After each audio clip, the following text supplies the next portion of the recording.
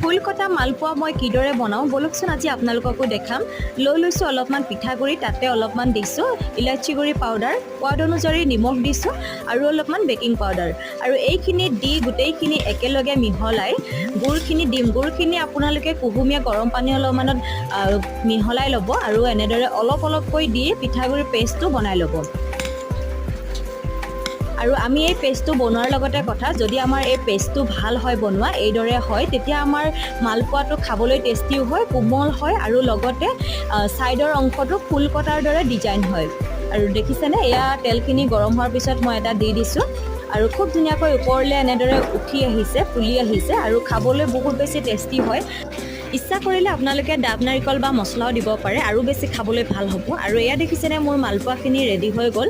কিমান ধুনীয়া ফুল কটাৰ দৰে ডিজাইন হৈছে দেখিছেনে মালপোৱাখিনি, আৰু খাবলৈ বহুত বেছি টেষ্টি হৈছে। কেনে পালে মোৰ মিনি ভ্লগটো চাই?